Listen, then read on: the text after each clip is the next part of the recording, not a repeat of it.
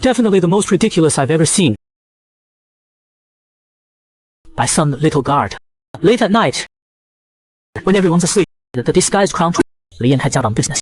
But he just has to take the hard way, climbing all over his own palace wall. A guard by the city gate chases him relentlessly. He can't help. Since when did palace guards get this good? The dutiful Gulang asks who he is, and why he's climbing the palace walls at night. He just makes something up. Dressed like this, obviously a big-time thief. Then he jumps off the roof. Again he runs. Li Yan can't shake the little guard behind him. Suddenly he gets the urge to mess with him. As Gulang's 6-foot blade comes down, the Li Yan grabs his wrist and pulls him close. How about you let me go, buddy? When I steal the night pearl, I'll split it with you. Gulang scoffs and pushes Li Yan away. The next second he corners him. Just as Gulang's about to bring him in, there's a sudden climb behind him. Now watch me yells about ghosts. Li Yan leans in close to Gulang's shoulder. We're not ghosts, we're a bandit couple. Gulang's instantly pissed at his floaty move. He draws his blade. Mom, don't get upset. The watchman's enjoying the show. Pregnant men get moody. Now why's that then? Before he finishes, Gulang shoots him a dare. The watchman bolts. By the time Gulang, all the thief's gone. Though the chase failed, well, that bandit keeps popping into Gulang's. Even Uncle Zhao drinking tea with him. This is Gulang's distress. Gulang asks him not to call him young master anymore. The Gu family's gone. Uncle Zhao disagrees. Even though the Gu family, you're still the young master. The Gu family were lost. Tragedy framed and executed. At the last moment, the steward Uncle Zhao, his own son, swap identities with Gulang, saving Gulang's life. All these years, the uncle he is closest, he's also never stopped instigating the truth behind his family's destruction. Uncle Zhao suspects the current prime minister, Su Zion, is connected, but they haven't found any evidence. Just that he climbed the power tree. He must have dirty secrets. Gulang decides to sneak into the prime minister's estate. To find some clues. Uncle Zhao volunteers to go, but Gulang worries he's too slow. Uncle Zhao can't bear to let Gulang go himself, but he can't win the argument.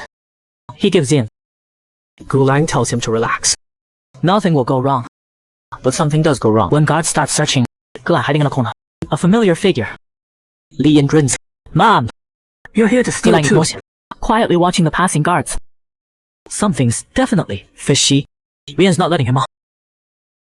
Tell me what you want to steal, Ma. I'll get it. Don't tire yourself out. Furious, Gulang draws his blade. Don't fight, we'll get caught. As he speaks, Li Yan's already exposed. Gulang turns and runs. Li Yan follows close behind, after being flirted with twice by Li Yan. Gulang doesn't buy that he's some bandit. First the palace, now the prime minister's estate. Who he really is. Li Yan says with a straight, he's Mirang Yan, boss of the Shen gambling house. Why would you need to steal? The house is broke. Gotta provide for you and the kid. By now, Gulang's drawn his blade.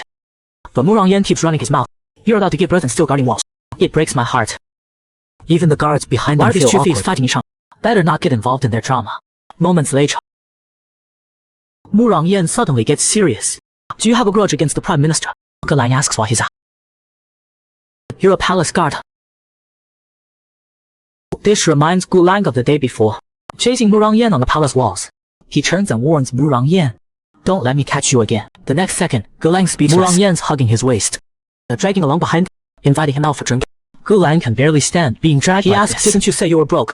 How can you afford drinks? Mirang Yan shema. I got enough to buy my wife.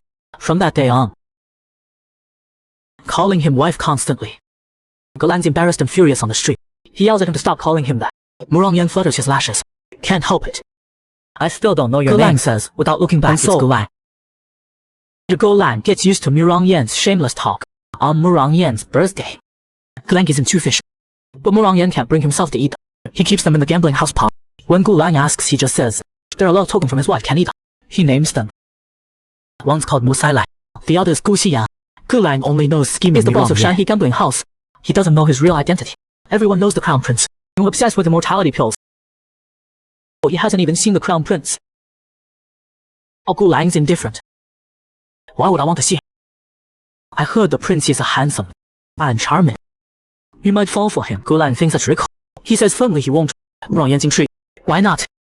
Is there already someone in your heart? Can't you ever be serious? Then Mirang Yan says this. If we didn't have so many troubles, living like this forever wouldn't be bad. Gulang tells him to stop calling him and he won't have so many worries. Mirang Yan scoffs. Gulang doesn't take Mirang Yan's words. Not until he's standing at Mirang Yan's Commander Shane gambling house tells him Mirang Yan was ambushed by enemies and badly hurt. They tried everything, but couldn't save him. Gulang stands at the great with car. Moments later he reaches out trembling. This has to be a lie. How could someone like you really die? Is this high on your grave? Gulang's fingers slowly trace the familiar name on the tombstone. The ghost festival's coming up.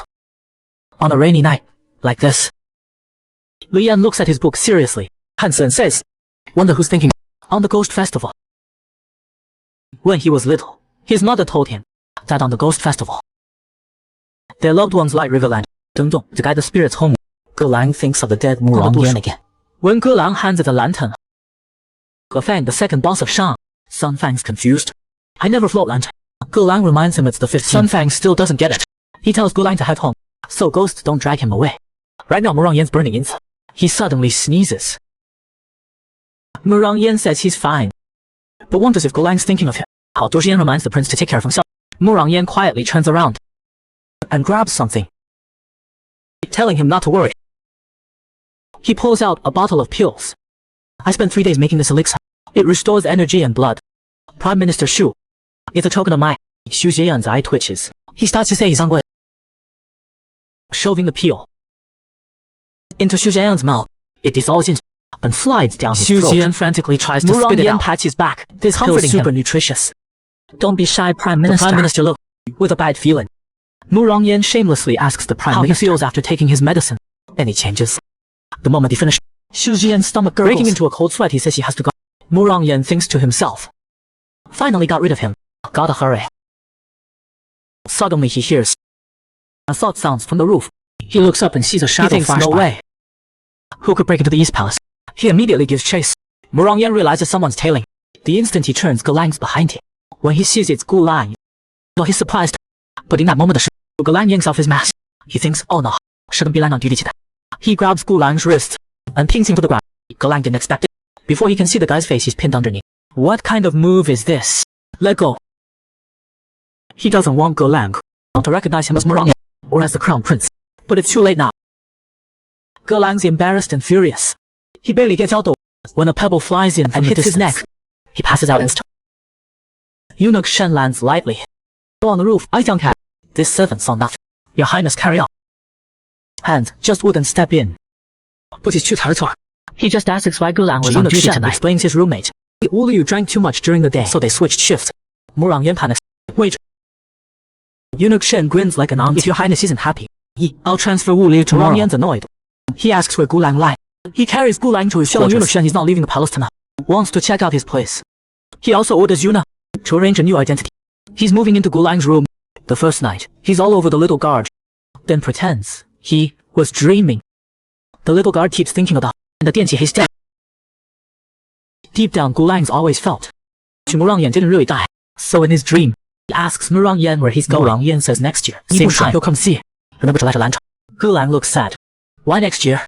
The next second, he sees Murang Yan covered in wool. Ge Lang wakes up with a start. His roommate Wu Liu suddenly speaks up. Wu Liu excitedly says he got transferred to the Imperial Study. He'll buy drinks sometime. Ge Lang still dazed. He says last night at the Prince's that he ran into a man in black. Wu Liu doesn't buy it. "You probably had a nightmare." Ge Lang frowns. The man in black doesn't feel like a dream. Murang Yan in the dream was real. After Wu Liu leaves, another guard moves. Wu Li's older brother. Ge Lang has a moment. Seeing Murang Yan and the man before him, Wu Qi notices Ge Lang's strange expression and asks what's wrong. Ge Lang snaps out and asks Wu Qi. Wu Qi didn't expect that question, but he's good at improvising. "That's a long story. My mom said." He doesn't want to hear Wu Qi ramble on. He gets dressed and says he has to go out. After Ge Lang turns away, his expression dies. He thinks he must be losing it. For a second there he saw Murang Yan. Wu Qi watches Ge Lang looking all lost and mutters to himself, "Is he missing me that much? I'm worried about him. Better follow him."